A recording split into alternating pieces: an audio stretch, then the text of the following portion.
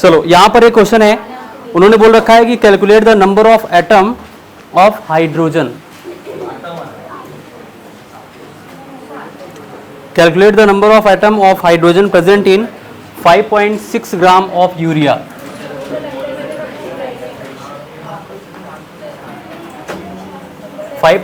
Gram of urea, ठीक है। Number of atom of hydrogen,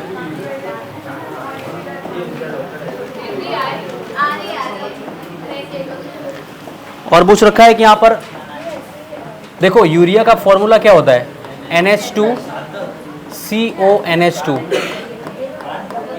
NH2CONH2, ठीक है।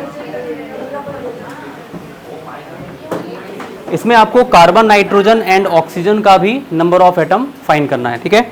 इसे बोल रखा है calculate the number of atoms of hydrogen present in 5.6 gram of urea and also calculate the number of atom of NC&O।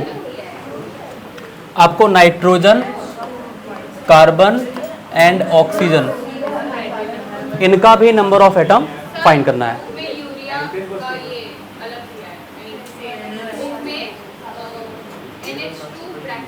थोड़ा मुझे भी सुनो मैं क्या बोल रहा हूं।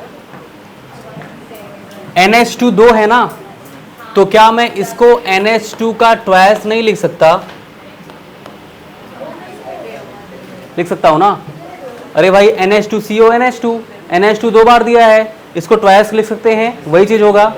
उसके बाद यहां पर CO हो जाएगा, चाहे आप ऐसे लिखो या वैसे लिखो, एक ही बात है। NH2CONH2। मैंने नंबर ऑफ मोल्स का एक फॉर्मूला आपको बताया था, नंबर ऑफ मोल्स का, नंबर ऑफ मोल्स। प्लीज बात नहीं करिए, बात नहीं करेंगे तो ज़्यादा अच्छे समझ में आएगा आपको। और कभी कभी क्या होता है कि बहुत आसान सी चीज़ें हम मिस कर देते हैं बात करने की वजह से, इसलिए ऐसे क्वेश्चन इंपॉर्टेंट है, आ सकते हैं एग्जाम में, और 3-4 क्वेश्चन दे रखा है, इसीलिए एक बार देख लीजिए इसको। यहाँ पर नंबर ऑफ मोल्स के हमने 3 फॉर्मूले बताए थे, जब आपको वेट और मॉलिक्यूलर वेट दे रखा हो या फिर मास और मोलर मास दे रखा हो, तो वहाँ पर होता है वेट अपॉन मॉलिक्यूलर वेट या फिर मास अपॉन मोलर मास। तो नंबर ऑफ मोल्स क्या होता है, यहाँ पे एक बार फॉर्मूले हम लोग लिख लेते हैं, weight upon molecular weight, weight upon molecular weight, या फिर मास अपॉन क्या होगा, molar mass, mass upon molar mass. Number of moles का एक और फॉर्मूला बताया गया था, जब वॉल्यूम आपको दे रखा हो, तो वॉल्यूम क्या होता है, volume of a gas at STP। Number of moles क्या होगा, number of moles equal to क्या हो जाएगा, volume of a gas, volume of a gas at STP, volume of a gas at STP। STP क्या होता है, हमने बात की थी, standard temperature and pressure, standard temperature and pressure. Standard temperature क्या होता है, 0 डिग्री सेल्सियस, और प्रेशर कितना होता है, 1 एटमॉस्फेरिक प्रेशर। अब उसके बाद क्या हो जाएगा, 22.4 DM क्यूब, 22.4 DM क्यूब। उसके बाद हमने आपको एक फॉर्मूला और बताया था, आपको याद होगा, यहाँ पे number of moles equal to क्या होता है, number of moles equal to क्या होगा, यहाँ पे number of atom, number of atom upon कितना हो जाएगा, 6.022 इंटू 10 के पावर 23, या फिर अगर आपको मॉलिक्यूल दे रखा है तो number of molecule upon 6.022 into 10 के power 23। Number of molecule, number of molecule upon कितना हो जाएगा, 6.022 इंटू 10 के पावर 23 होगा ना। अब उसके बाद यहाँ पे क्या होगा, जैसे मान लो उसने बोल रखा है कि हमको 5.6 ग्राम ऑफ यूरिया दे रखा है, और हमें नंबर ऑफ एटम ऑफ, देखो अभी क्या पूछ रहा है, नंबर ऑफ एटम नहीं पूछ रहा, number of atom of hydrogen पूछ रहा है। तो क्या होगा, अब देखो जैसे मुझे पहले यहाँ पर क्या निकालना पड़ेगा, नंबर ऑफ मोल, और नंबर ऑफ मोल कैसे निकालेंगे, हमको दे रखा है 5.6 gram of urea, wait upon molecular wait. अच्छा, अगर मुझे मॉलिकुलर वेट फाइंड करना हो यूरिया का, तो यहाँ पर क्या हो जाएगा, NH2 ट्वाइस CO, देखो NH2 ट्वाइस CO,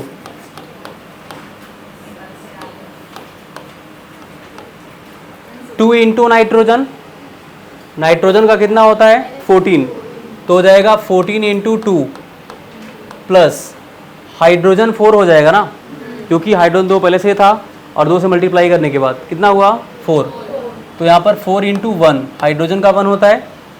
और उसके बाद अगर हम लोग बात करें तो यहाँ पर कार्बन का कितना होता है 12, और ऑक्सीजन का ये कितना हो जाएगा 28, ये 4 होगा, और ये कितना हो जाएगा 12 प्लस 16।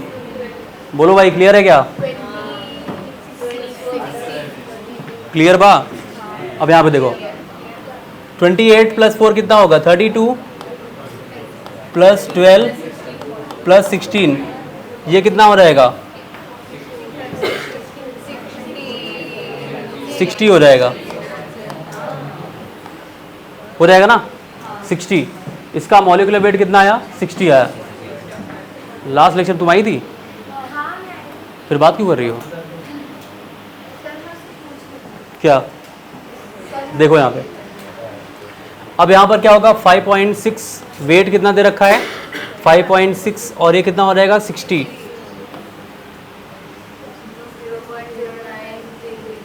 कितना आ रहा है, हाँ तो मल्टीप्लाई कर सकते हो ना, अगर 10 से मल्टीप्लाई करोगे तो ये 5 कितना 56 हो जाएगा, और ये 600 हो जाएगा। तो डिवाइड करने पे कितना आ रहा है 0.0933 ले लेते हैं, ये हो जाएगा नंबर ऑफ मोल। अब उसके बाद मेरी बात ध्यान से सुनो, जब नंबर ऑफ मोल आ गया तो हम लोग यहां से नंबर ऑफ एटम फाइंड कर सकते हैं, बताओ। नंबर ऑफ मोल अगर आ गया तो हम लोग नंबर ऑफ एटम फाइंड कर सकते हैं, यहां से एवोगैड्रो नंबर से क्रॉस मल्टीप्लाई करना पड़ेगा ना। तो यहां पर कितना हो जाएगा, ये 0.0933 इंटू कितना होगा 0.0933 इंटू 6.0, यस रुको जरा समझा रहा हूं ना। नंबर ऑफ मोल कितना आया, ये कौन है, अरे सर कर रहा है, ये लिया हो ना अभी देखो। अब उसके बाद यहाँ पर एवोगैड्रो नंबर क्या हो जाएगा 6.022 इंटू 10 के पावर 23। ये क्या आया, नंबर ऑफ एटम आया है, number of atom of hydrogen नहीं आया है, ये नंबर ऑफ एटम आया है। अब आप ध्यान से देखिए, उसने number of atom of hydrogen पूछ रखा है। इस कंपाउंड में कितने हाइड्रोजन आपको दिख रहे हैं 4 सॉरी। जब कभी भी नंबर ऑफ हाइड्रोजन पूछा रहा है या नंबर ऑफ एटम पूछा रहा है तो सीधे आप एवोगैड्रो नंबर से मल्टीप्लाई करेंगे। लेकिन कभी भी किसी एलिमेंट का एटम नंबर ऑफ एटम पूछा रहा है तो उस कंपाउंड में जितने एलिमेंट हैं उतने से मल्टीप्लाई करना पड़ता है। तो यहाँ पर क्या हो जाएगा, कितने हाइड्रोजन है 4 हाइड्रोजन, तो मुझे यहाँ पर कितने से मल्टीप्लाई करना पड़ेगा 4 से मल्टीप्लाई करना पड़ेगा। अब जरा इनको मल्टीप्लाई करके बताओ कितना आ रहा है, ये आ जाएगा number of atom of hydrogen, number of atom of hydrogen, number of atom of hydrogen multiply करो फिर पता चलेगा। सभी लोग 0.0933 इंटू 6.022 इंटू 4 करके बताओ कितना आ रहा है भाई 2.24 इंटू आ रहा है ना, आंसर भी है। वैसे ही जैसे आप हाइड्रोजन फाइंड, अरे मल्टीप्लाई करो, ऐसे किसी का आंसर सुन के नहीं बताओ, सभी लोग ट्राई करेंगे, ऐसा नहीं कि सुन के बता दिया। आज कोई नया स्टूडेंट है, कोई है क्या, नहीं ना, आज तो कोई नहीं है। आप हो, क्या नाम है आपका, हाँ मुकुंद, अरे वाह क्या बात, कहाँ से आप अभी तक आ रहा है 2.247 इंटू 10 के पावर 23। अच्छा जैसे मेरी बात सुनो, फिर बात हो रही है, जैसे हमने number of atom of hydrogen find किया, वो कुछ और पूछ रहा है, नाइट्रोजन, कार्बन, ऑक्सीजन, ये तीनों का भी फाइंड करना है, मल्टीप्लाई करके बताओ। अच्छा देखो, अगर number of atom of nitrogen मुझे फाइंड करना होता तो हम कितने से मल्टीप्लाई करेंगे? यहां पर कितने नंबर ऑफ नाइट्रोजन है? 2। तो यहां पर जो आपने 4 से किया है ना, आप क्या करोगे, ये तो number of atom of hydrogen था 0.0933 इंटू 6.022 इंटू 10 के पावर 23 इंटू कितना हो जाएगा?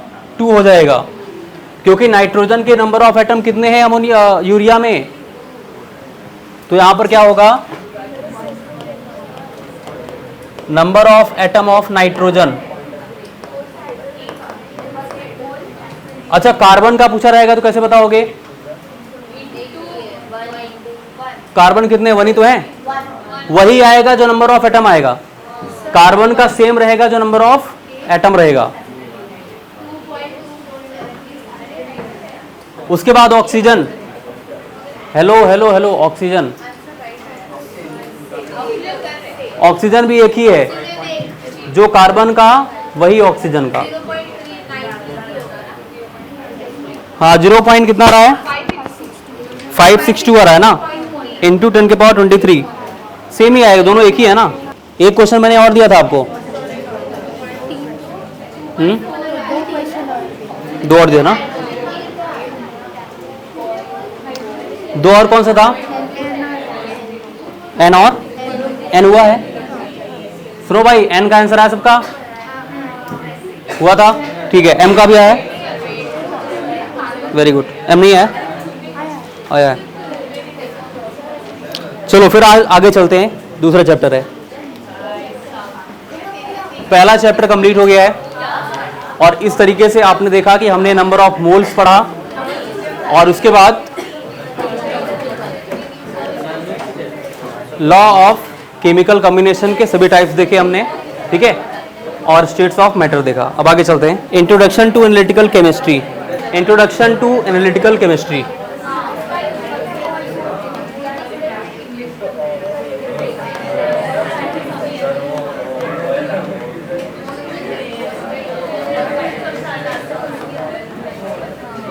Introduction to analytical chemistry.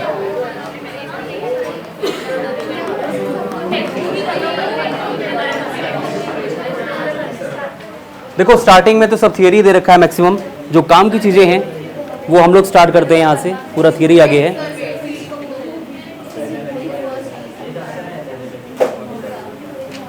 यहाँ पर एडिंग करने के लिए बोल रखा है आपको, जैसे यहाँ पर दे रखा है 5.55 इंटू 10 के पावर 4। ये आपको कुछ मैथमेटिकल क्वेश्चन दे रखे हैं, इसमें एक दो सॉल्व करा देता हूं, ठीक है। 5.55 इंटू 10 के पावर 4 एंड 6.95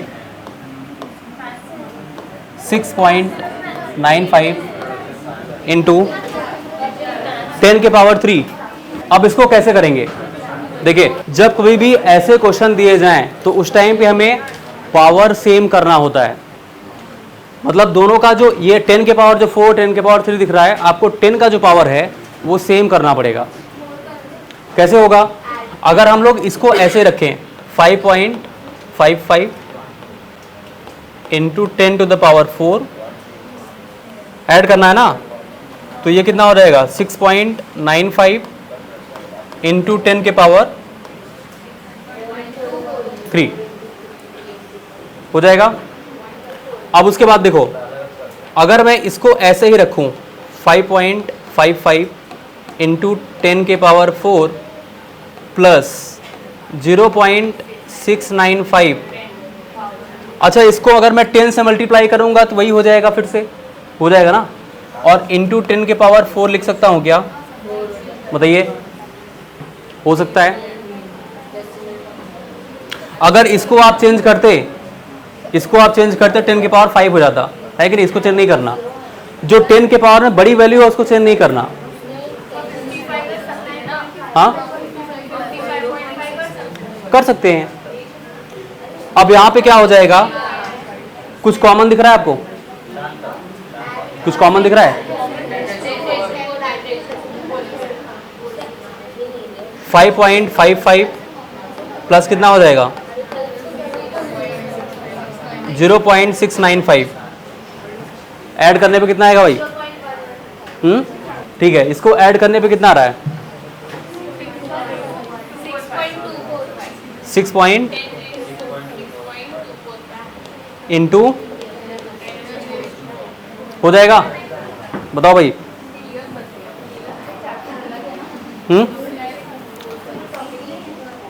ये चैप्टर भी है। यहां पर एक क्वेश्चन और दे रखा है, 3.5 इंटू 10 के पावर -2, और यहां पर आपको सब्ट्रैक्शन करना है। 3.5 इंटू 10 के पावर -2, फिर दे रखा है -5.8 इंटू 10 के पावर -3। बताओ भाई क्या करेंगे? इसको ऐसे ही रखेंगे,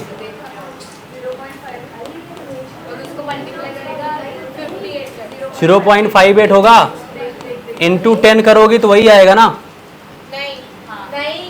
क्यों नहीं आएगा? 10 से मल्टीप्लाई करिए, पॉइंट राइट साइड आएगा, 5.8 हो जाएगा, इंटू 10 के पावर -3। अभी -2 होगा, -2 यहां पर भी है। अब यहां पर क्या होगा? 10 के पावर -2 कॉमन हो जाएगा, तो 3.5 और क्या होगा? -0.58। बताओ कितना आ रहा है? बोलो। नहीं, अभी देखो, अभी यहाँ पे देखो, यहाँ पे देखो, देखो जरा, यहाँ पे 10 हो जाएगा, यहाँ पर 2 है। नहीं, अभी देखो, अभी यहाँ पर कितना हुआ? 4। ये 14 हो गया, 14 -5 कितना होगा? 9 होगा, और यहाँ पर कितना बचेगा? 2। ऑलमोस्ट आई थिंक हमने पहले चैप्टर में जितने भी क्वेश्चन थे एक्सरसाइज के वो सभी कर लिया ना। मुझे लगता है एक दो बचे होंगे, नहीं तो सारे कर लिया हम लोगों ने। आई थिंक मतलब सब क्लास में करवा दिया ना। 1-2 बचा होगा तो वो आप ट्राई कर लेना। मतलब बहुत सारे क्वेश्चन थे करवाए हमने क्लास में। और हाँ, बैकलॉग क्या होता है? पूरा कराया नहीं क्लास में। यहाँ पर देखो, आगे चलते हैं। अब उसके बाद मल्टीप्लिकेशन है यहाँ पे 5.6 इंटू 10 to the power 5।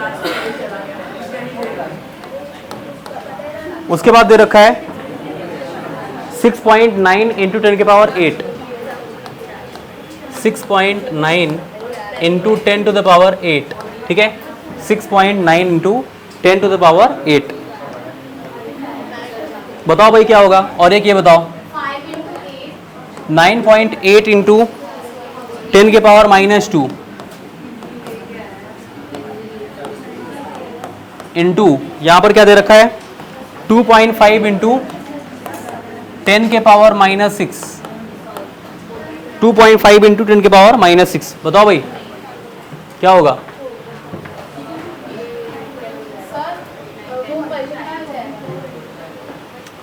देखो यहाँ पर आपको पावर चेंज करने जैसा कुछ नहीं है, सिर्फ आपको मल्टीप्लाई, बीच में मल्टीप्लाई है ना।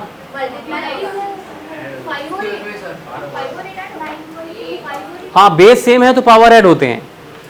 बेस सेम तो पावर ऐड होता है, लेकिन इनका तो मल्टीप्लाई होगा ना। देखा जाए, देखो यहां पर क्या होगा? बेस सेम है तो पावर ऐड होंगे। यहां पर क्या हो जाएगा? 5.6 इंटू 6.9, और क्या हो जाएगा? देखो 10 के पावर 5 और 10 के पावर 8। 8 और 5 कितना हो जाएगा? 13। अभी इन लोगों को ऐड करना भी सिखाना पड़ेगा। 10 के पावर 13। अब उसके बाद इसको आपको समझ में आ रहा है? इसको मल्टीप्लाई करो। 38 पॉइंट,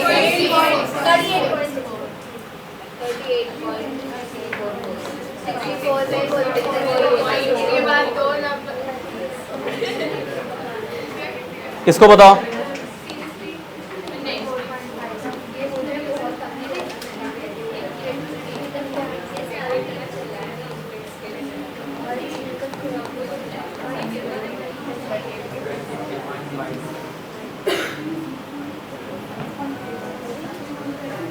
अच्छा, कितने लोग ऐसे हैं जिन्होंने एक्चुअल में जो होमवर्क दिया गया था वो ट्राई किया था? कितने लोग आया था? देखो, एक होता है एरर। जैसे मान लो आप कोई एक्सपेरिमेंट कर रहे हो और उसके बाद उसमें जो भी वैल्यू है वो अगर ट्रू वैल्यू नहीं आ रही आपके, मतलब एक्सपेक्टेड जो है वो आ रहा है, तो उसको हम लोग क्या बोलेंगे? उसको हम लोग ऑब्जर्व्ड वैल्यू बोलते हैं। क्या बोलते हैं उसको? ऑब्जर्व। जैसे मान लो यहाँ पर रिलेटिव एरर का एक फॉर्मूला होता है एब्सोल्यूट एरर, एब्सोल्यूट एरर और क्या हो जाएगा? Upon true value. Absolute error upon क्या होगा? ट्रू वैल्यू और इनटू 100।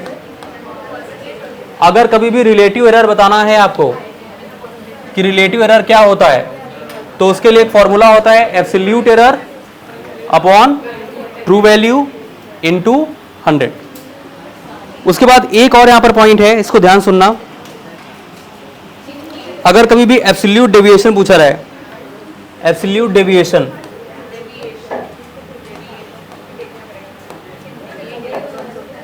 एब्सोल्यूट डेविएशन, तो यहां पर क्या होता है? ऑब्जर्व्ड वैल्यू, ऑब्जर्व्ड वैल्यू और माइनस मीन होता है। क्या होता है? यहां से क्वेश्चन आते नहीं एग्जाम में, मतलब बहुत मुश्किल है कि आएगा। हाँ, फॉर्मूला है, बट कभी एक टॉपिक दे रखा है, मतलब एक क्वेश्चन दिया हुआ है, तो मान लो कभी आ सकता है। वैसे आता नहीं है, बट फिर भी आपको जानना जरूरी है कि अगर रिलेटिव एरर पूछा रहा है कभी भी, तो यहां पर क्या होगा? Absolute error upon true value into क्या होता है? 100। नोट करो इसको। हाँ, एक चीज और, एक चीज बता रहा हूं अभी। यहां पर एक फॉर्मूला और दे रखा है। अगर एब्सोल्यूट एरर पूछा रहा है, एब्सोल्यूट एरर, तो ये होता है ऑब्जर्व्ड वैल्यू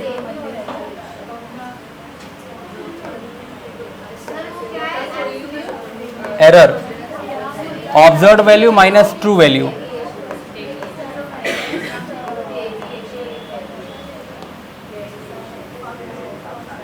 ठीक है? Absolute error equal to observed value minus true value. इसको समझने के लिए मैं एक क्वेश्चन लेता हूं, उससे आपको समझ में आएगा। पहले फॉर्मूला लिख लो, फिर देखो। नहीं, अभी बिल्कुल नहीं, अभी क्लास स्टार्ट हुआ, पानी पीना शुरू। अभी 1 घंटे तक कोई हिलेगा नहीं, उसके बाद मैं अलाउ करूंगा जाने के लिए। चलो, अभी टाइम ही कितना हुआ? अभी तो आए हो तुम लोग, उसके बाद पानी पीना शुरू हो गया। अभी नोट कर लिया? चलो, एक क्वेश्चन नोट करो। इन लेबोरेटरी एक्सपेरिमेंट, सभी लिखो, in laboratory experiment, laboratory experiment. हाँ, क्वेश्चन नहीं, आंसर है। इन लेबोरेटरी एक्सपेरिमेंट, क्वेश्चन ही रहेगा ना।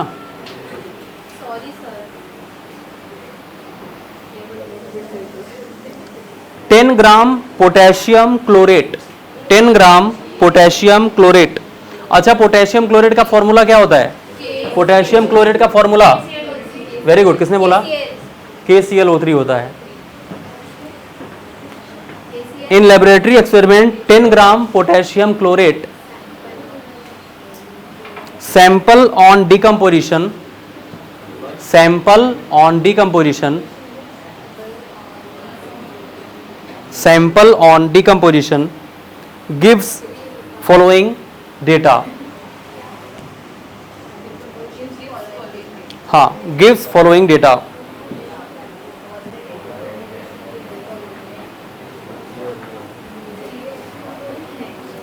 The sample contains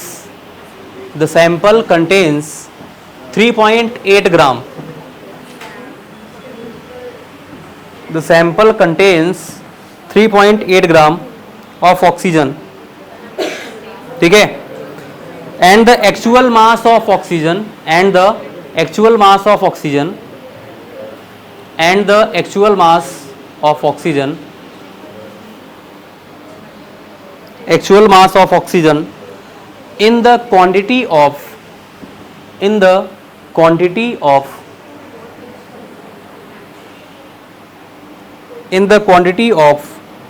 potassium chlorate is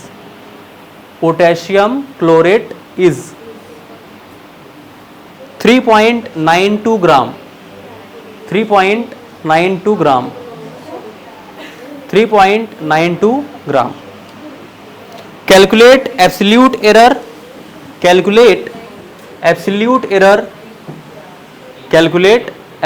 error and true value. Sorry, absolute error and relative error true value दे रखा है, absolute error and relative error. अब मेरी बात ध्यान से सुनो, ये एक एक्सपेरिमेंट बता रहा है कि उसके पास जो सैंपल कंटेन है वो कितना है, 3.8 ग्राम.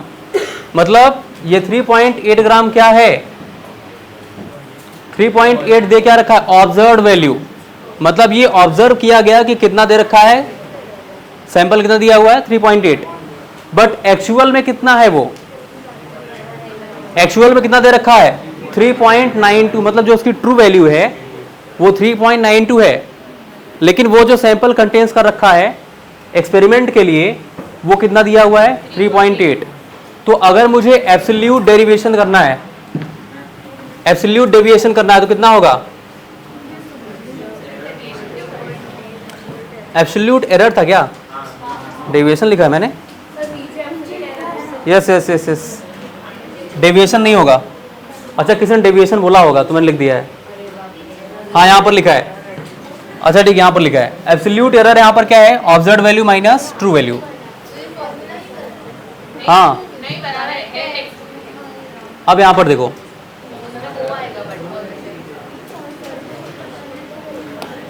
अच्छा एक बात बताओ, अगर मुझे रिलेटिव एरर बताना है तो रिलेटिव एरर बताने के लिए मुझे एब्सोल्यूट एरर होना चाहिए और ट्रू वैल्यू होना चाहिए.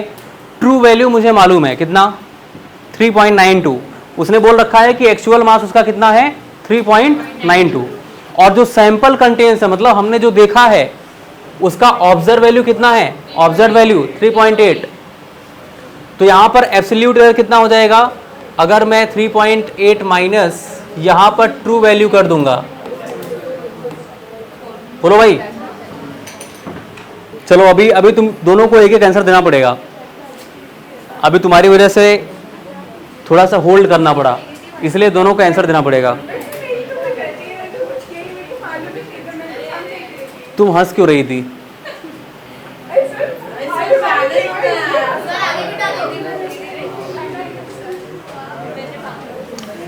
चलो बता दो, एक लॉ ऑफ मल्टीपल प्रोपोर्शन का एक एग्जांपल बताओ. अरे ऐसा नहीं, अभी पेज ना पलटो, ऐसे बताओ. देखो अब उसके बाद इसको हम लोग माइनस करेंगे तो यहां पर कितना आएगा, वैल्यू नेगेटिव में आएगी, माइनस 0.92. ये एब्सोल्यूट एरर है.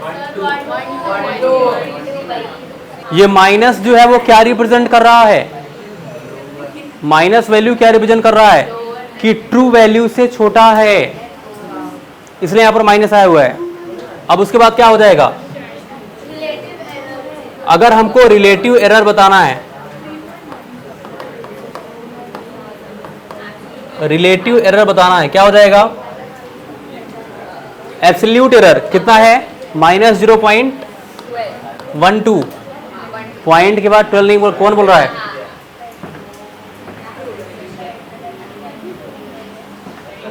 यहां पर क्या हो जाएगा, माइनस 0.12 और अपॉन कितना होगा 3.92.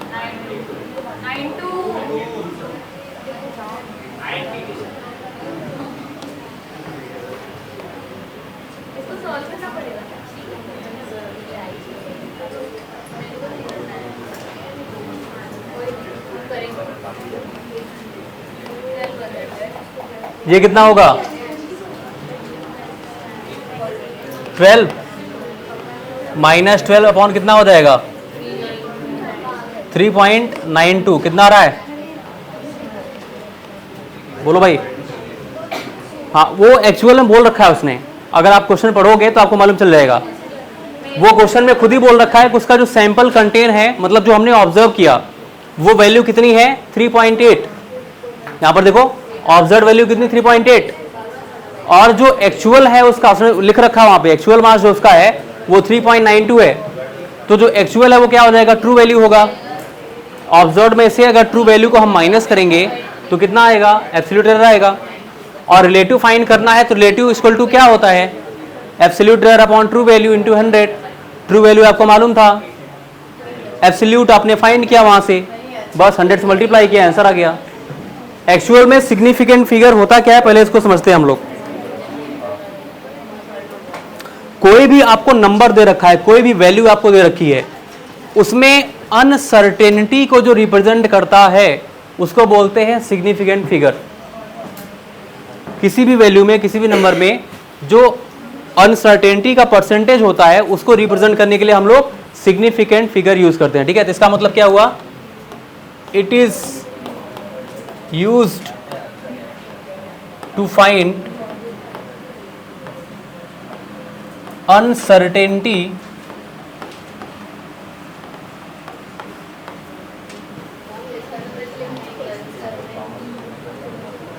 वाई होगा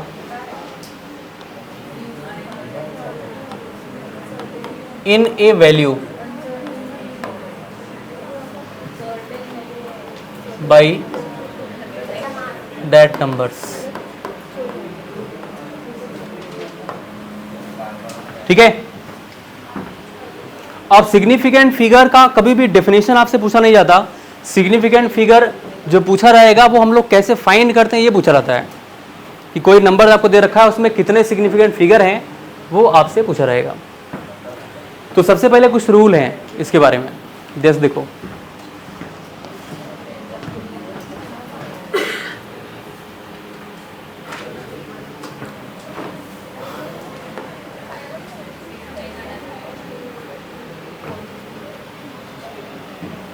रूल फर्स्ट,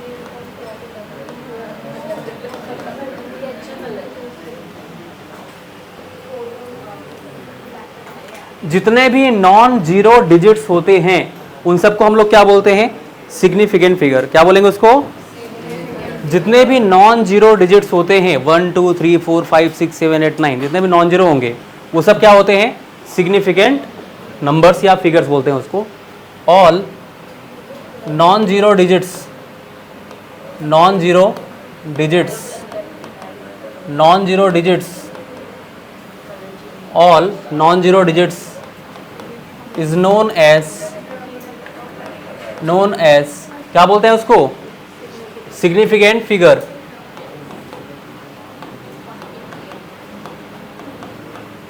सिग्निफिकेंट फिगर, ठीक है।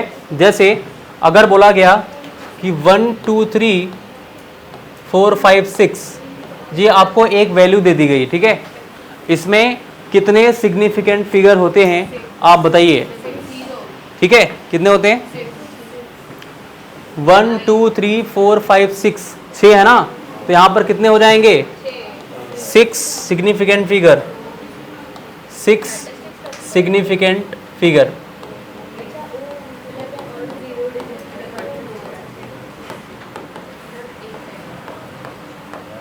उसके बाद अगर हम लोग बात करें रूल नंबर सेकेंड की,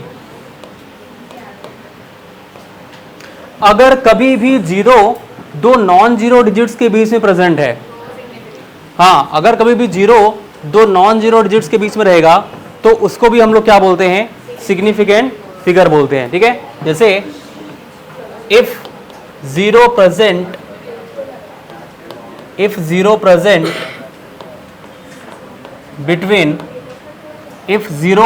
between two non-zero digits,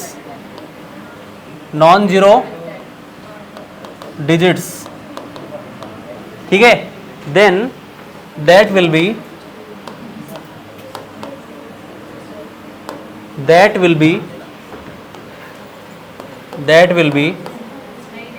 significant figure,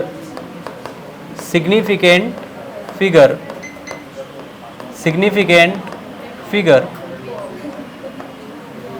जैसे यहां पर क्या होगा, 5004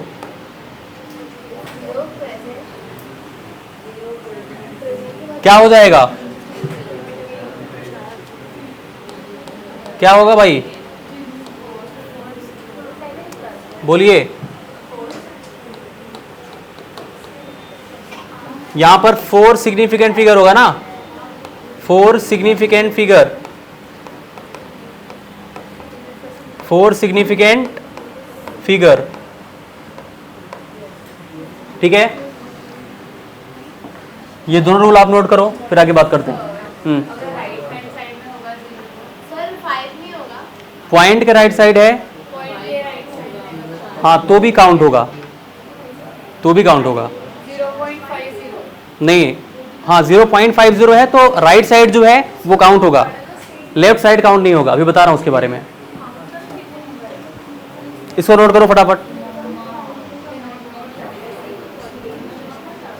सर वो 4 कैसे होगा?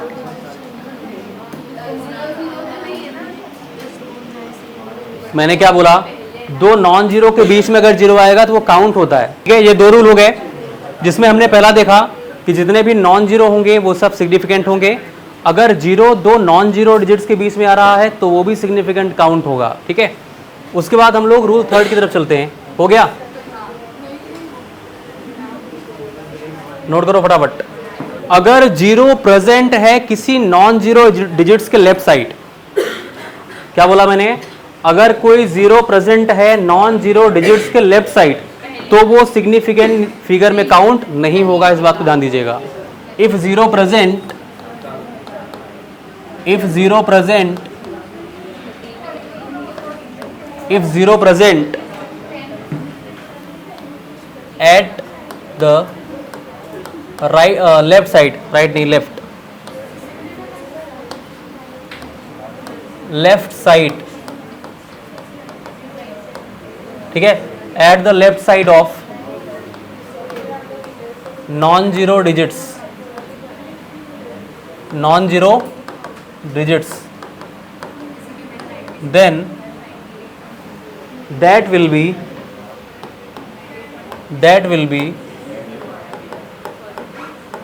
will be not considered as significant figures.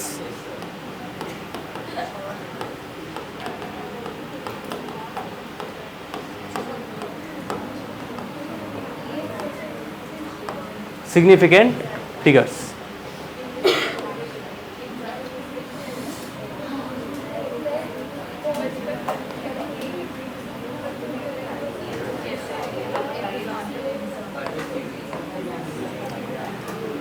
ठीक है, जैसे मान लो यहां पर 0.005, ये एग्जांपल है,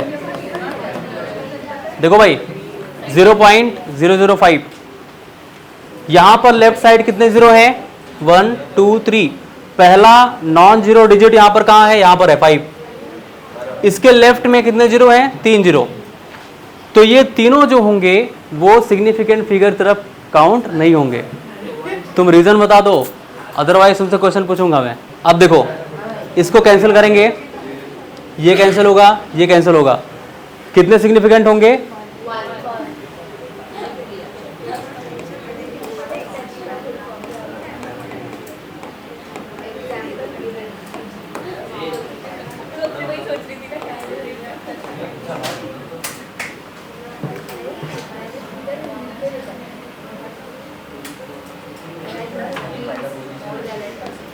उसके बाद रूल नंबर 4, अगर कभी भी जीरो डेसिमल के राइट साइड है, पॉइंट के राइट साइड दे रखा है जीरो, और किसी नॉन जीरो डिजिट्स के बाद दे रखा है, पहले नहीं बाद में, तो वो सिग्निफिकेंट रहेगा, ठीक है। If zero present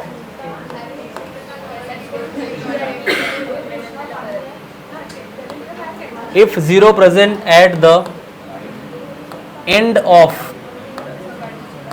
number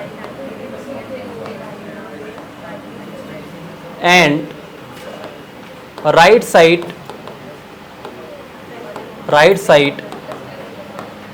of decimal point. क्या बोला मैंने? अगर 0 प्रेजेंट है किसी भी नंबर के सबसे एंड में और वो डेसिमल के राइट साइड है तो क्या होगा? वो सिग्निफिकेंट में कंसिडर्ड होगा. यहां पर क्या था? 0 यहां पर देखो कहां पर था? एंड में नहीं आया था. सबसे एंड में कौन आ रहा है? 5 आ रहा है.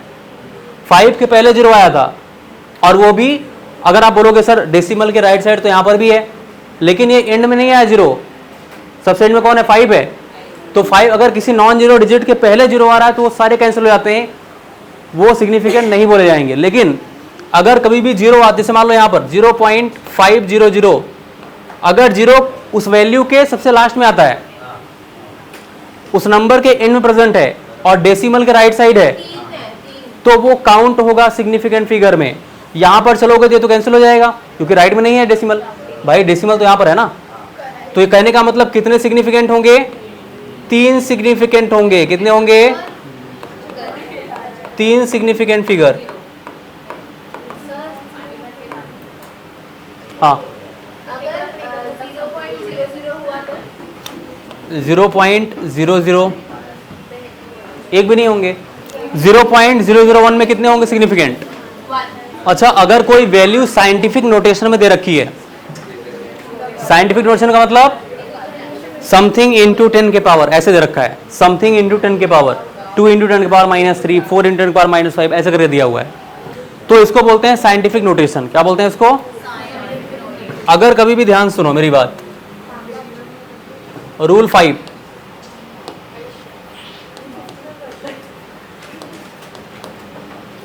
if any value represent in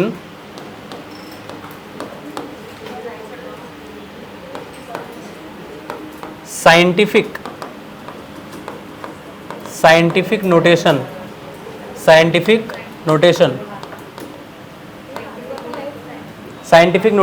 then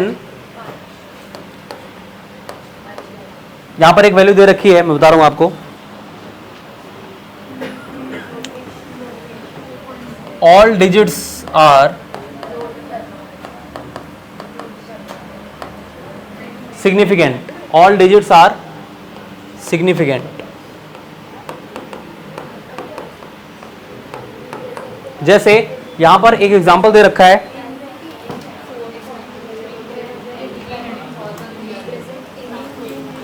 2.035 into 10 के पावर 2. बताओ भाई कितना होगा?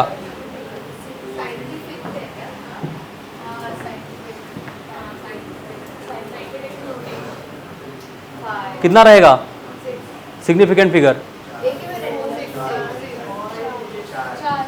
4.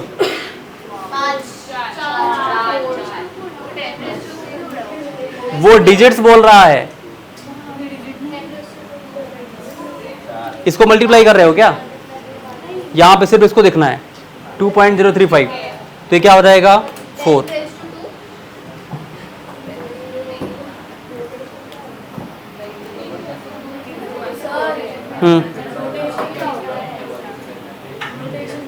नोटेशन का मतलब ये है कि जब कभी भी किसी वैल्यू को एक्सपोनेंशियल पावर में लिखा जाता है, एक्सपोनेंशियल का मतलब क्या है? Something to the power something, 10 के पावर ऐसे कुछ, तो उसको बोलते हैं नोटेशन. यस, बताओ भाई कितने सिग्निफिकेंट फिगर होंगे?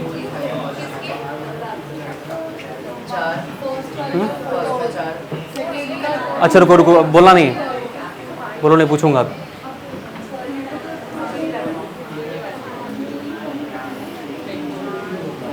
आप बताइए, आप ये बोलिए कि इसमें कितने होंगे?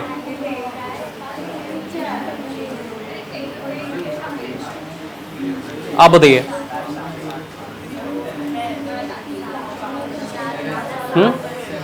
7 1 2 3 4 5 6 7 जीरो कट होगा कि रहेगा? रहेगा पक्का?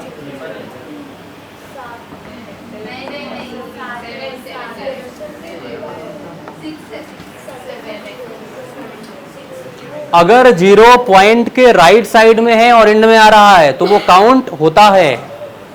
पॉइंट के लेफ्ट साइड में जीरो आ रहा है तो काउंट नहीं होगा। या फिर किसी नॉन जीरो डिजिट के पहले आ रहा है तो काउंट नहीं होगा, लेकिन अगर बाद में आ रहा है तो काउंट होता है। नॉन जीरो डिजिट के बाद में है और पॉइंट के राइट साइड में है तो काउंट रहेगा।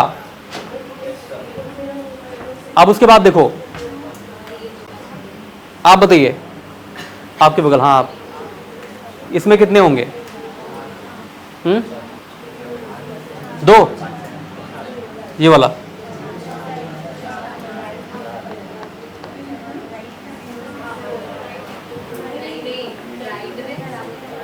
आप बताइए, इसमें कितने होंगे? 2, वेरी गुड।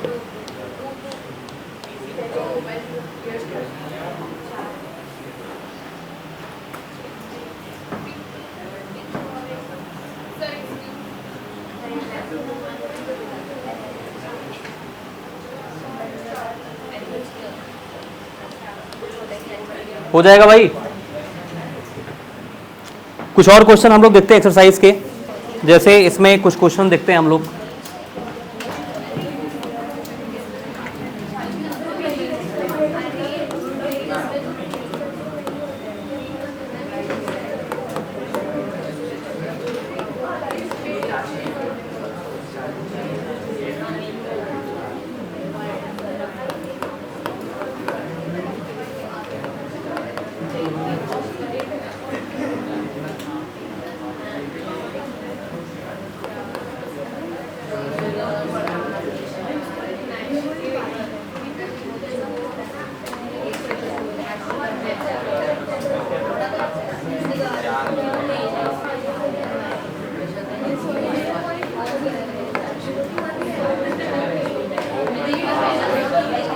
सिग्निफिकेंट का मतलब ये होगा कि जितने भी डिजिट्स होंगे, तो उसमें आपने देखा था जीरो आए थे एक भी लेफ्ट साइड।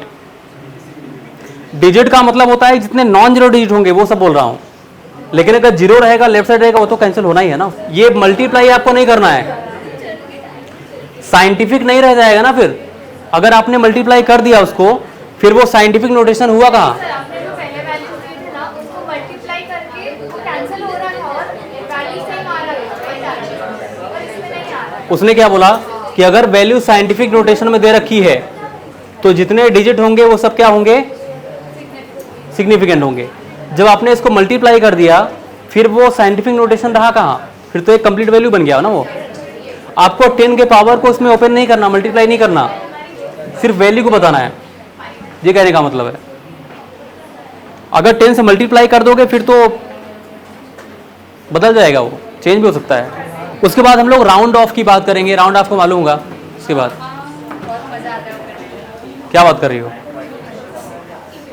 देखो यहाँ पे अगर हम लोग राउंड ऑफ की बात करेंगे, जैसे मान लो यहाँ पर 46.32 दे रखा है,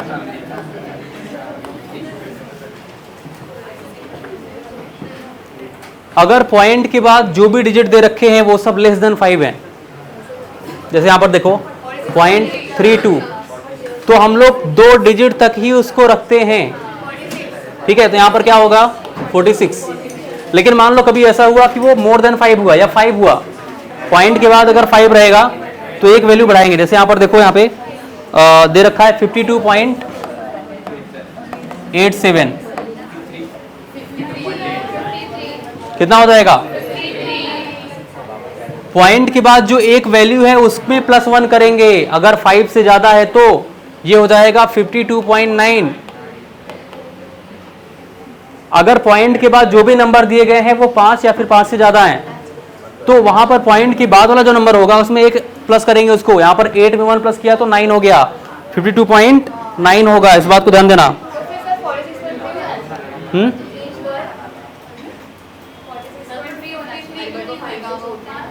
5 से छोटा है ना वो। 5 से छोटा है, if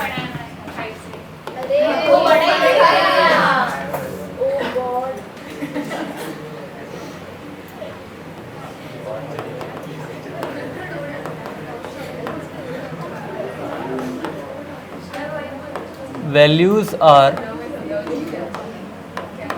less than 5, then that will be considered only at 2 digit, केवल 2 डिजिट तक ही कंसिडर होगा। लेकिन अगर कभी भी पॉइंट के बाद वैल्यू 5 या 5 से ज़्यादा हुई, ठीक है,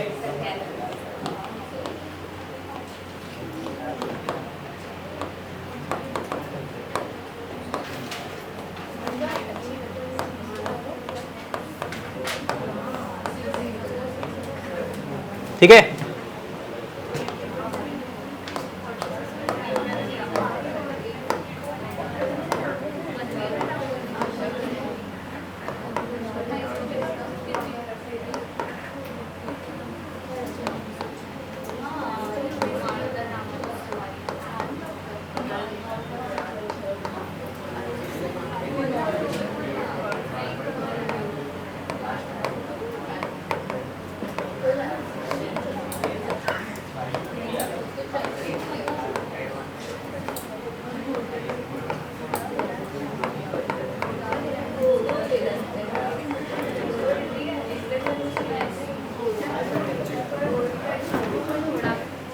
जैसे यहां पर क्या है, क्वेश्चन है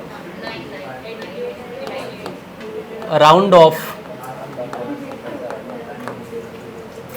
each of the following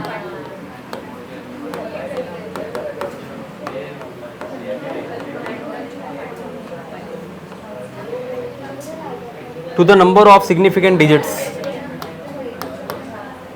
to the number of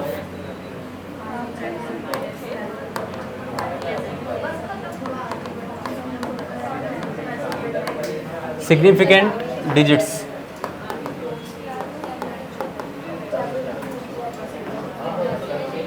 indicated। यहां पे फर्स्ट है 1.223 to 2 digits,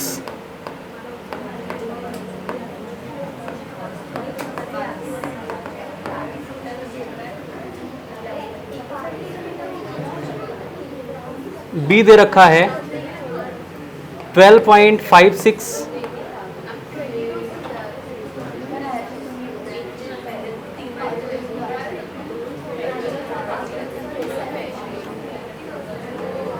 to 3 digits,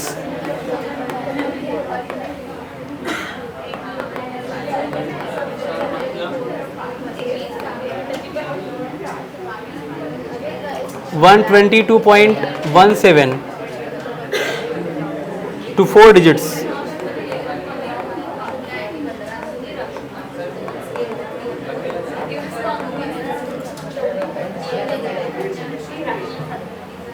$231.5 to 3 digits।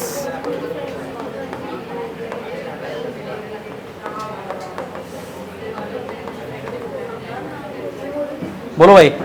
हाँ, यहाँ पर 2 डिजिट्स का मतलब ये है कि हमको ये सिर्फ 2 नंबर ही लेना है, ये कहने का मतलब है। फिर उसके बाद यहाँ पर 3 डिजिट का मतलब क्या है, 1 2 3, सिर्फ 3 लेना है, ये कंसिडर करना है।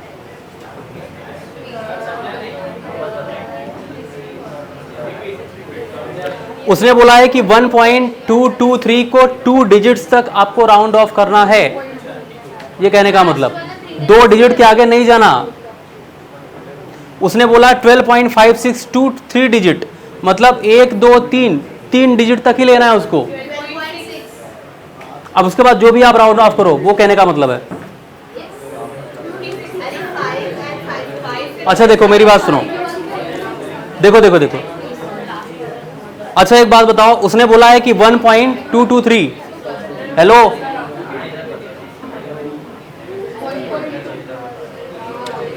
1.223,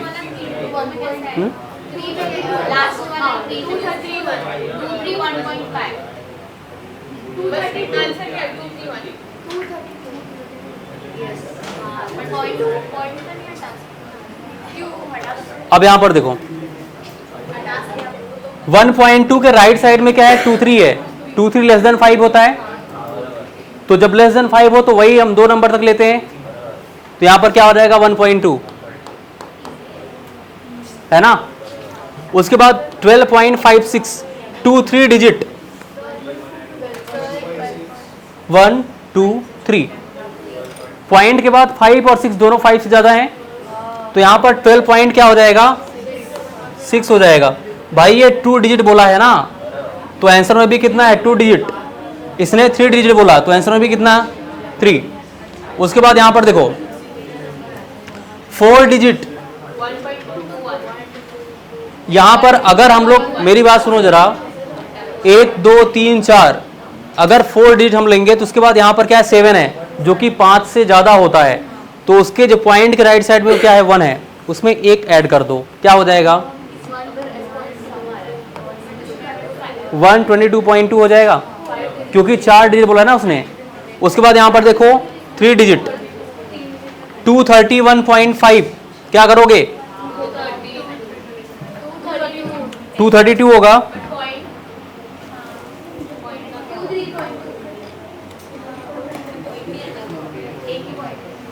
ठीक है। अच्छा 0.5 या 5 से ज्यादा हो, उस कंडीशन में हम लोग यहां पर ऐड नहीं करेंगे, इस बात ध्यान देना। हमको सिर्फ यहां पर क्या लिखा हुआ है, अगर आप यहां पर ऐड करोगे तो इसका मतलब आपने 4 डिजिट लिया है, एक ज्यादा लिया है, ऐसा होता नहीं है। मतलब आपको 231 तक ही लेना था, तो यहां पर कितना हो जाएगा। परसेंट कंपोजिशन और इंपीरिकल फॉर्मूला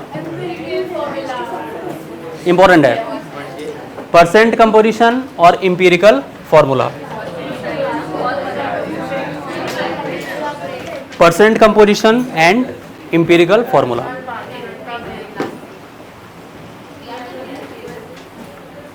इसमें सबसे पहला रूल जो है, सबसे फर्स्ट रूल जो है, पहले आप क्वेश्चन को नोट करिए, फिर मैं आपको समझाता हूं कैसे कैसे करते हैं। नोट करो जरा।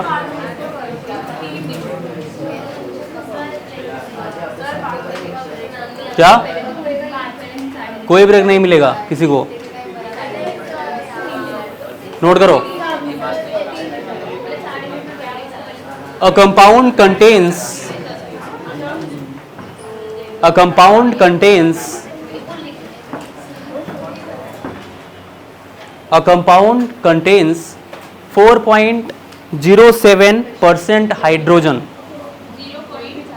0.47, oh sorry 4.07,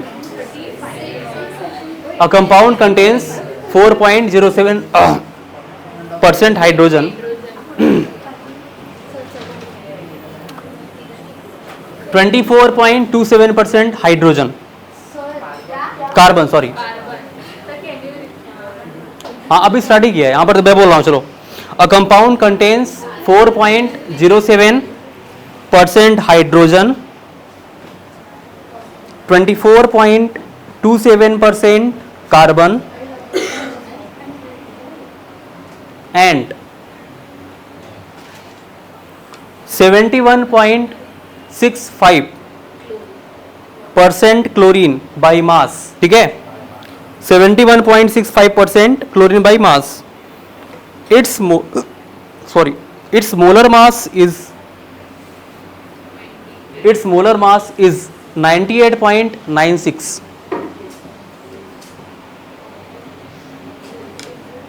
its molar mass is 98.96 gram, 98.96 gram. What is its empirical formula?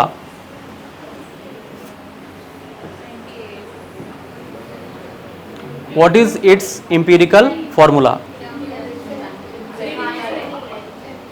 अच्छा, एटॉमिक मास भी दे रखा है, लिखो जरा। Atomic masses of hydrogen, atomic masses of hydrogen, carbon and chlorine कितना होता है हाइड्रोजन का 1.008, ठीक है।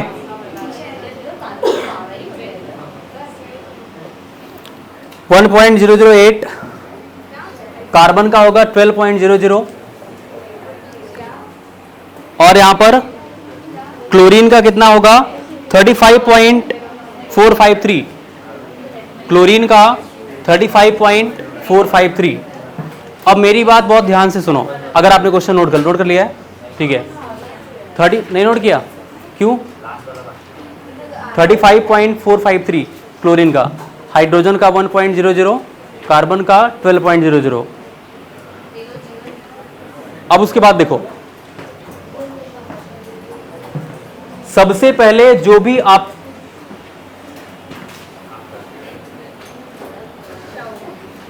केमिस्ट्री में उलझो, वहां मत उलझो।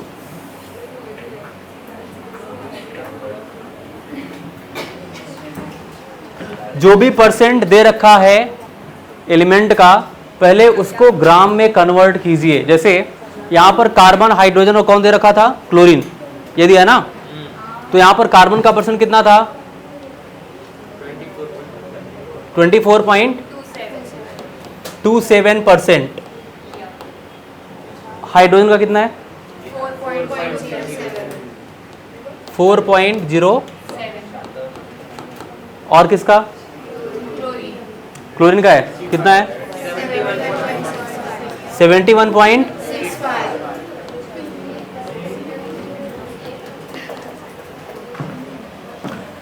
इनका जो भी परसेंट दे रखा है, आप इनको आंख बंद करके पहले ग्राम में लिख लो, ठीक है। अगर आप इनको ग्राम में लिखते हो तो कितना हो जाएगा? रूल नंबर फर्स्ट,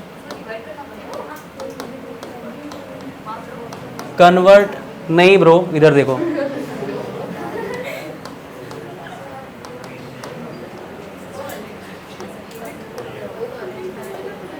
डिवाइड नहीं करना पड़ेगा, सिर्फ आपको उसको ग्राम में लिख देना है बस, ठीक है।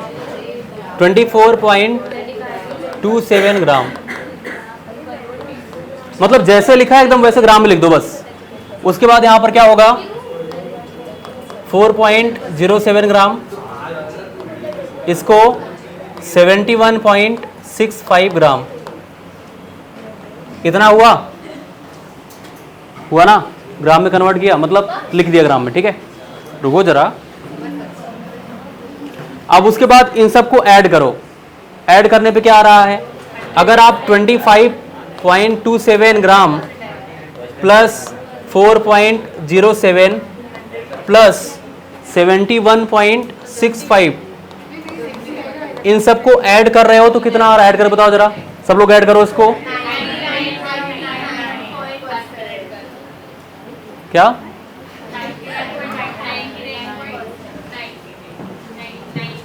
ऐड किया? ऐड तो करो पहले, किसी का सुन करके रुक मत जाया करो, खुद से ऐड करो।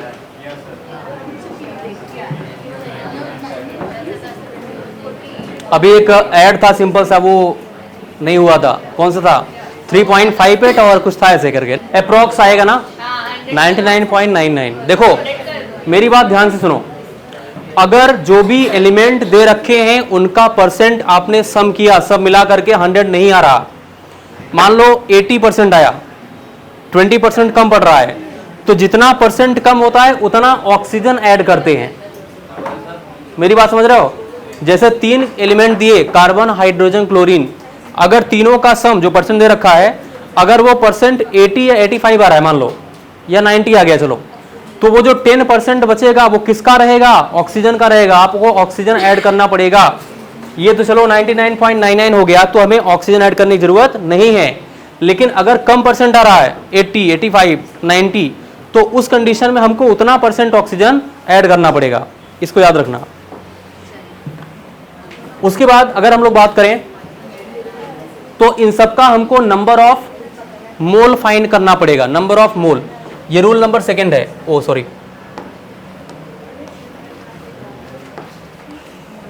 सेकंड रूल क्या है भाई?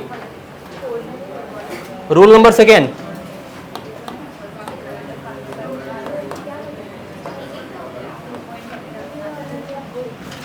कन्वर्ट इन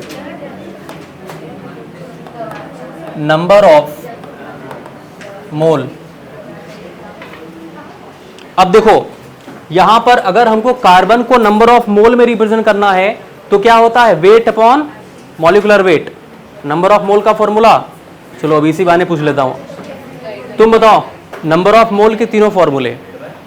जब कोई कुछ पूछे तो नज़रें ऐसे वैसे मत करने लगा करो, नहीं तो क्या होता है मालूम है, तुमको भले ही वो नहीं आ रहा है, लोग आपकी कमजोरियों को पकड़ लेते हैं। तो कभी भी कुछ अगर पूछा जाए या कुछ मतलब बताया जाए तो हमेशा आई कांटेक्ट को मिलाना सीखो। ऐसा नहीं बोल रहा हूँ कि उसकी आंखों में घुस जाओ, ऐसा नहीं है, ठीक है। लेकिन अगर कोई देख रहा है तो उससे नजरें हटाने का मतलब ये हुआ कि आपके अंदर कॉन्फिडेंस की कमी है। ये एक सबसे बड़ा तरीका है कि कभी भी अगर वो कोई देख रहा है और आप ये सब करने लगे तो समझ जाओ कि वो तुरंत आप पकड़ में आ जाओगे कि कहीं ना कहीं कॉन्फिडेंस कमी है या फिर इसको नहीं आ रहा है, तभी इसने इधर उधर देखना शुरू किया। समझ रहे हो? अब देखो यहां पर क्या होगा, हमको उसको नंबर ऑफ मोल में कन्वर्ट करना है। नंबर ऑफ मोल में कैसे होगा, वेट अपॉन मॉलिकुलर वेट। तो कार्बन का वेट कितना है, अगर हम लोग number of mole of carbon find करेंगे, number of mole of carbon, number of mole of carbon, ठीक है। अच्छा, नजर इधर उधर करने के कई कारण हो सकते हैं। एक, क्या हुआ, जाना है? दो तरीके हो सकते हैं। एक, कहीं ना कहीं उसको कॉन्फिडेंस की कमी थी या नहीं आ रहा था तो वो हड़बड़ा गया, इसलिए कहीं ना कहीं ये रीजन था, मतलब बहुत ज्यादा उसको डाइवर्ट करने का एक सबसे बड़ा रीजन था। या फिर एक रीजन ये हो सकता है, उसका जो माइंड था वो कुछ और सोच रहा था, कुछ ऐसी चीजें सोच रहा था जो वो किसी से बता नहीं सकता, ठीक है।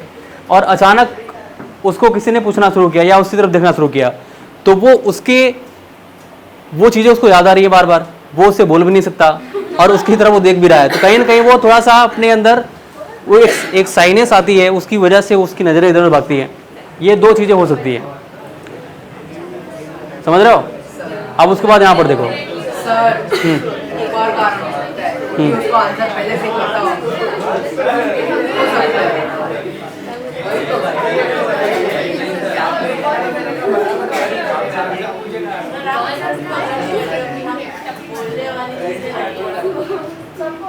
मैं सही बोल रहा हूँ ना? नहीं बोल रहा हूँ। डांट क्यों रही हो? अब यहाँ पे देखो, number of mole of carbon 24.27। अरे कितना इंपॉर्टेंट, तुमको मालूम भी है, तुम ब्रेक करने जाओगी ये पूरा खत्म हो जाएगा फिर। अभी स्टार्ट कर दिया, अभी इसको पहले ध्यान समझो, ये 3-4 मार्क्स का आता है एग्जाम में, तुमको मालूम भी है ये कितना इंपॉर्टेंट है। और क्या, अब देखो यहां पर क्या होगा, वेट अपॉन मॉलिकुलर वेट। अच्छा, इसका मॉलिकुलर वेट कितना था, 12। अगर इसको हम लोग अप्रॉक्स देखें तो जस्ट डबल है ये, है ना? तो इसका मतलब नंबर ऑफ मोल कितना आया। अगर मुझे number of mole of hydrogen find करना हुआ, number of mole of hydrogen, ठीक है, तो यहां पर हाइड्रोजन का वेट कितना दे रखा है, 4.07। 4 पॉइंट क्या होगा, 07, 4.07 ग्राम। उसके बाद क्या हो जाएगा, अच्छा इसका मॉलिकुलर वेट कितना है, 1 ही रहेगा ना। अब उसके बाद कितना आएगा ये, अप्रॉक्स 4 टाइम्स। अगर मुझे number of mole of chlorine बताना है,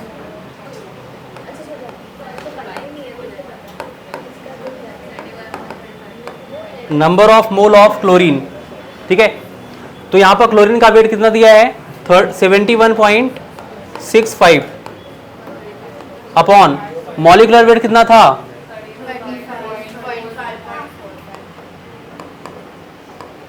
तो ये भी अप्रॉक्स डबल दिख रहा है आपको। तो यहां पर नंबर ऑफ मोल कितना आया?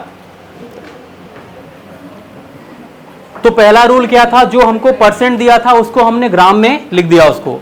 दूसरा रूल क्या था? हमने सबका नंबर ऑफ मोल फाइंड किया। अब उसके बाद देखो इनके नंबर ऑफ मोल का रेशियो क्या है? 2:4:2। अब रूल नंबर थर्ड ये बोलता है, रूल नंबर थर्ड ये है कि इनके मोल में जो सबसे छोटी वैल्यू रहे, इनके मोल में जो सबसे छोटी वैल्यू है उससे आपको सब में डिवाइड करना पड़ेगा, सब मोल में डिवाइड करना पड़ेगा। तो सबसे छोटी वैल्यू कौन दिख रही है आपको? बताओ भाई, 2 ही तो है ना। तो अगर आप 2 में सबसे डिवाइड करोगे, divide by least value of mole in all mole value. जो भी मोल आपने फाइंड किया, जो सबसे छोटी वैल्यू होगी मोल की, उससे आपको सब में डिवाइड करना पड़ेगा। तो अगर आप डिवाइड करते हो तो यहां पर देखो 2 से डिवाइड करोगे, 2 में तो कितना आएगा? 1। तो यहां पर ये 1 का रेशियो आएगा 1:2। इसमें अगर आप 2 से डिवाइड करते हो तो 2 ही तो आएगा। इसमें आप 2 से डिवाइड करोगे 1। 1:2:1 का रेशियो आया क्या? बोलो भाई। अब उसके बाद हमने कौन कौन से क्लोरीन, देखो ये कार्बन का रेशियो है, ये हाइड्रोजन का रेशियो है और वो Cl का रेशियो था। अब ये जो रेशियो आया है आप इस एलिमेंट्स में मल्टीप्लाई करिए जरा। यहां पर क्या हो जाएगा? एक ही कार्बन है, कार्बन का रेशियो कितना है? 1। तो यहां पर हो जाएगा C होगा। यहां पे हाइड्रोजन का रेशियो कितना है? 2। तो हो जाएगा CH2 और Cl का रेशियो कितना? 1। तो CH2Cl हो जाएगा। ये क्या आया आपका? ये कौन सा फॉर्मूला है? इसको क्या बोलते हैं? Empirical formula. क्या बोलते हैं इसको? इसको इंपीरिकल फॉर्मूला बोलते हैं। Empirical formula. अभी एक फॉर्मूला और निकालना बाकी है। कौन सा? Molecular formula. ये तो इंपीरिकल फॉर्मूला था, इंपीरिकल फॉर्मूला। अभी हम लोग मॉलिक्यूलर फॉर्मूला भी निकाल रहे हैं। कैसे निकालेंगे बता रहा हूं, पहले आप इसको नोट करिए। अच्छा आप पहले नोट कर लो, मैं पूरा। अच्छा लिखना है क्या? ये divide by least value of mole in all mole value, carbon, hydrogen और क्लोरीन। इसका इंपीरिकल फॉर्मूला आ चुका है। अब अगर इसका हमको मॉलिक्यूलर फॉर्मूला निकालना है तो पहले इसका मॉलिक्यूलर मास निकालना पड़ेगा इस कंपाउंड का। देखो कार्बन का कितना होता है? 12 प्लस 2 × 1 तो 2 ही रहेगा, प्लस कितना हो जाएगा?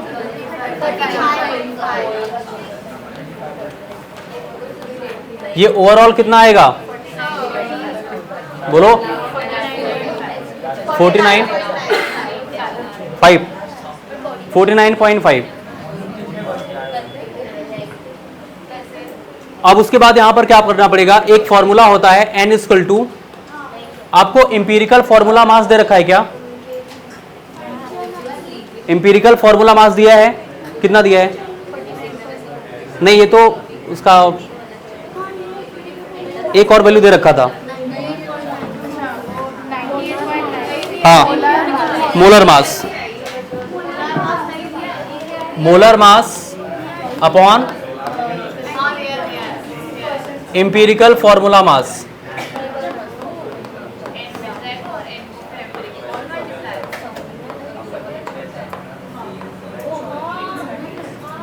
ठीक है, molar mass upon empirical formula mass.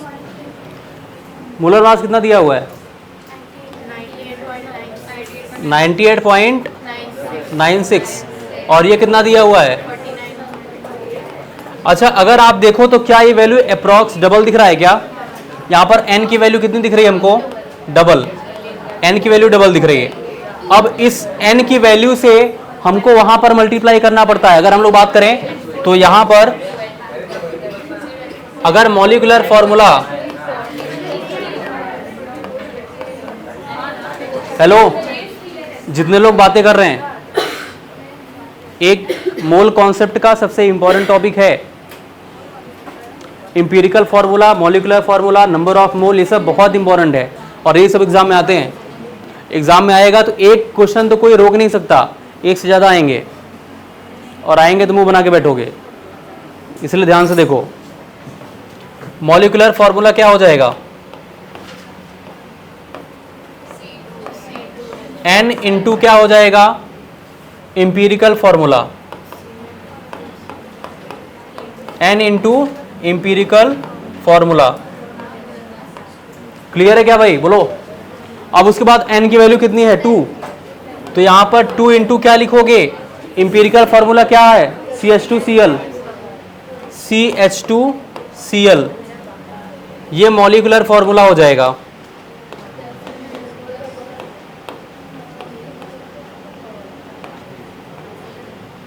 अच्छा, ये क्या हो जाएगा? C2 हो जाएगा, 2 से मल्टीप्लाई करोगे। C2H2 था, 2 से मल्टीप्लाई किया तो H4, C2H4 Cl2, ये आ गया आपका मॉलिक्यूलर फार्मूला। एक क्वेश्चन नोट करिए, देखते हैं कितने लोग बता पाएंगे। A compound on analysis, a compound on analysis gave the following percentage. A compound on analysis gave the following percentage.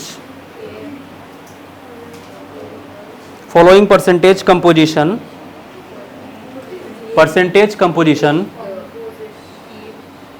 by mass.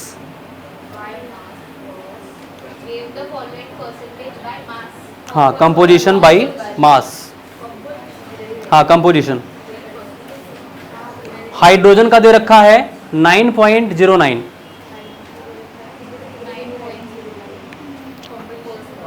Hydrogen का 9.09, ऑक्सीजन का 36.36, ऑक्सीजन का 36.36 और कार्बन का है 54.55, 54.55। आपको दे रखा है molecular mass of compound is, molecular mass दे रखा है 88, मॉलिक्यूलर मास, हाँ वही molar mass, sorry molar mass ही है, मॉलिक्यूलर तो molar mass of compound is 88। Find its molecular formula, find its molecular formula. सभी लोगों को ट्राई करना है फॉर्मूला, जैसे जैसे बताया गया सेम ऐसे ही होगा एकदम। पहले उसको ग्राम में लिखो, नंबर ऑफ मोल फाइंड करो, वेट अपॉन मॉलिक्यूलर वेट, जो सबसे कम वैल्यू है सब में डिवाइड करो, इंपीरिकल आएगा, फिर n की वैल्यू फाइंड करो, मॉलिक्यूलर फॉर्मूला आएगा। अभी तो गई थी ना, ट्राई करना है भाई, किसी से हेल्प नहीं लेना। आपका रॉन्ग हो जाएगा चलेगा, बट आपको ट्राई करना है। आप सीख रहे हो, रॉन्ग होगा कोई बात नहीं। पहले क्या करना है, जो परसेंट दे रखा है उसको ग्राम में लिख लो। 9.09% तो 9.09 ग्राम हो गया। तीनों को ग्राम में लिख लिया, उसके बाद तीनों का नंबर ऑफ मोल फाइंड करो। ग्राम में उसका वेट दे रखा है, मॉलिक्यूलर वेट आपको मालूम है कितना होता है, हाइड्रोजन का 1, कार्बन का 12, ऑक्सीजन का 16, तो वहां से मोल आ जाएगा। जो मोल का रेशियो आएगा, तीनों में सबसे छोटी वैल्यू जो होगी उसमें से आप तीनों को डिवाइड करोगे तो वो रेशियो आएगा। रेशियो से एलिमेंट में मल्टीप्लाई कर दो, बस आ गया मॉलिक्यूलर फॉर्मूला, इंपीरिकल फॉर्मूला।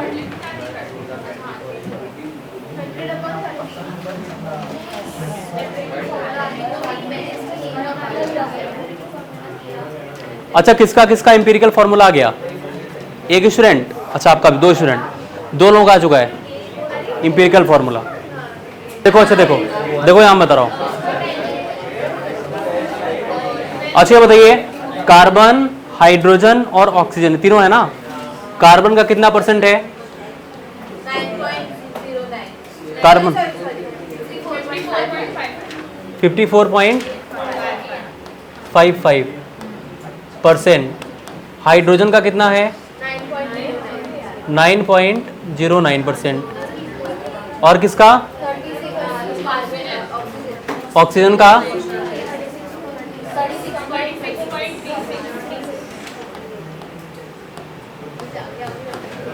अब जितना परसेंट में दे रखा है आप उसको ग्राम में कन्वर्ट कर लो, ठीक है।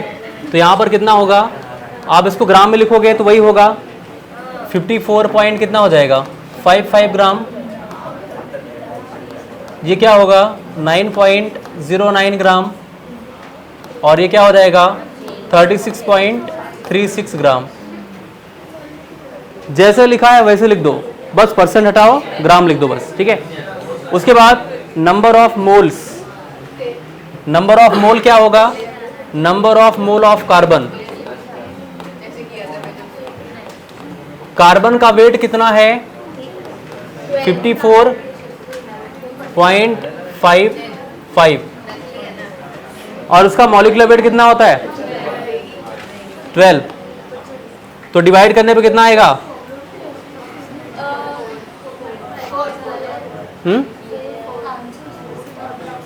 4 पॉइंट समथिंग आएगा 4.5।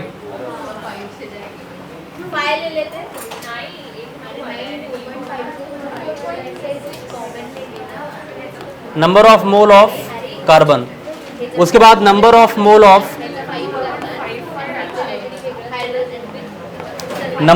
ऑफ क्या हो जाएगा हाइड्रोजन 9.09 अपॉन कितना होगा, तो ये तो वही आएगा ना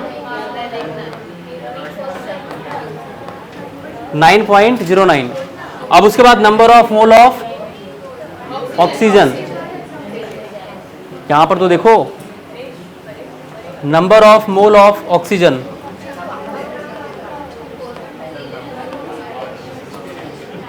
ऑक्सीजन का वेट कितना है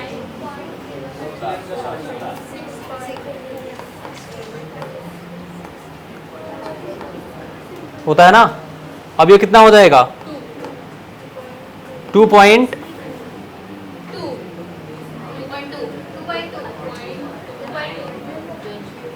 अब उसके बाद यहां पर सबसे छोटी वैल्यू कौन सी है 2.2 ना। इससे अगर आप डिवाइड करोगे तो number of mole of carbon कितना होगा, यहां पर कार्बन का रेशियो कितना आएगा, कार्बन हाइड्रोजन और ऑक्सीजन, नंबर ऑफ यहां पर कार्बन का रेशियो कितना आएगा 2 आएगा ना। हाइड्रोजन का रेशियो कितना आएगा 4 टाइम्स दिख रहा है क्या, दिख रहा है 4 टाइम दिख रहा है, और खुद से डिवाइड करेगा तो 1 आएगा। तो यहां पर क्या हो जाएगा C2H4O आ रहा है क्या C2H4O। उसके बाद क्या होगा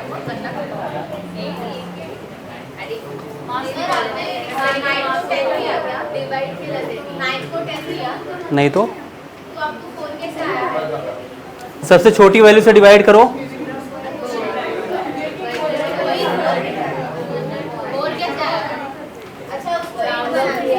अब उसके बाद यहां पर क्या होगा इंपिरिकल फॉर्मूला मास निकालना पड़ेगा।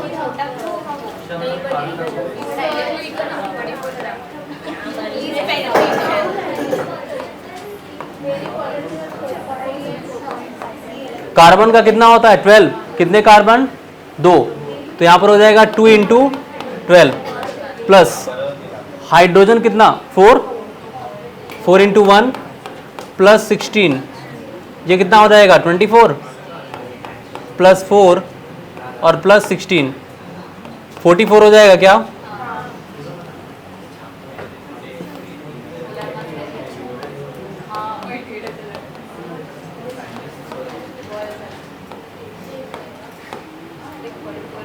अब n की वैल्यू निकाल लो पहले। अगर आप n की वैल्यू निकालोगे तो मोलर मास अपॉन क्या हो जाएगा एम्पिरिकल मास। अच्छा मोलर मास कितना दे रखा था 88, तो 88 अपॉन कितना होगा, ये कितना होगा जस्ट डबल होगा क्या और n यहाँ पर कितना आ रखा है, इसमें अगर आप 2 से मल्टीप्लाई करोगे कितना हो जाएगा C4 और कितना होगा, क्या यही आया क्या? ये है formula, molecular formula. Empirical formula तो पहले वाला था C2H6O। इसमें क्या हार्ड है भाई बताओ? सिर्फ उसको ग्राम में लिखो, मोल निकालो, छोटी वैल्यू से डिवाइड करो, रेशियो आ गया इंपीरिकल फॉर्मूला। फिर उसके बाद मोलर मास से डिवाइड कर लो, मॉलिक्यूलर फॉर्मूला आ गया। हाँ कहाँ पे राउंड ऑफ?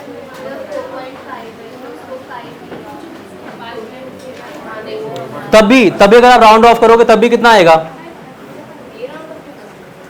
तब भी उतना ही आएगा ना। हमको कोई पॉइंट वैल्यू लेना नहीं है, जो रेशियो आएगा वो अप्रॉक्स आएगा, तब भी उतना ही आएगा लगभग। हाँ तो भी राइट आएगा, तो भी मतलब वैल्यू तो वही आएगी ना।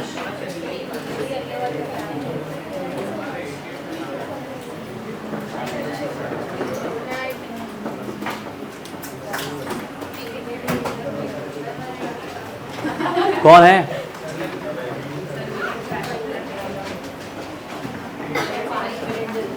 क्या पूछ रहे हो?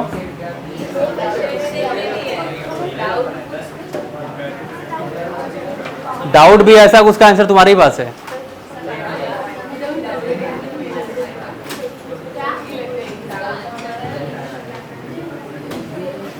चलो आप बताओ कि इस पूरे प्रोसेस में क्या क्या रूल बताया गया?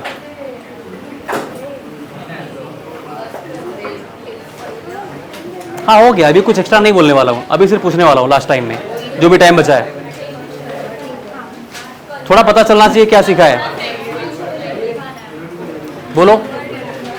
ठीक है, ग्राम में कन्वर्ट किया, उसके बाद मोल फाइंड किया, फिर उसके बाद सीधे मॉलिक्यूलर फॉर्मूला आ जाएगा। मोल फाइंड करने के बाद भी कुछ है वहां पे,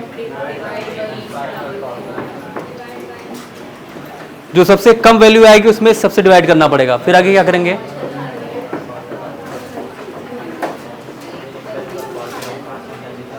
बोलो।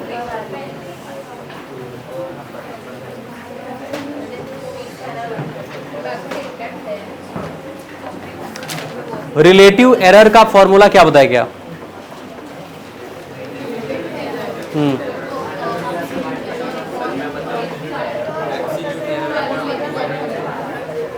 Absolute error upon true value into 100। Significant figure के कितने रूल बताए गए? सबसे लास्ट पीछे आप बताइए, सिग्निफिकेंट फिगर के कितने रूल बताए गए? कोई बोलेगा नहीं, कोई भी नहीं बोलेगा। कौन कौन से बताना पड़ेगा आपको?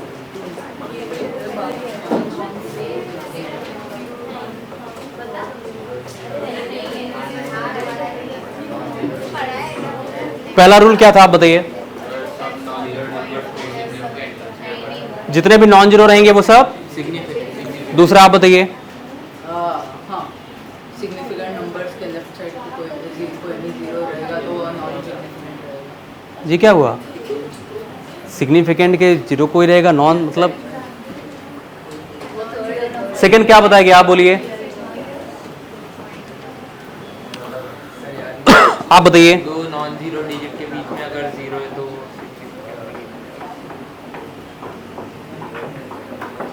तीसरा क्या बताया गया? आप बताइए।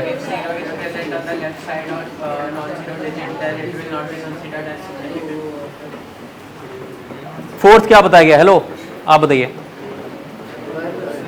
राइट साइड में नॉन जीरो नंबर के आगे जीरो रहेगा तो उसको काउंट किया जाएगा। एंड में होना चाहिए जीरो। फोर्थ वाला फिर से बोलिए, क्या बताया गया?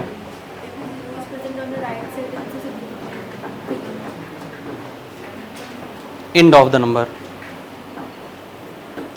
और सबसे लास्ट पांचवा क्या बताया गया? तुम बताओ। Thank you so much, all the best, thank you.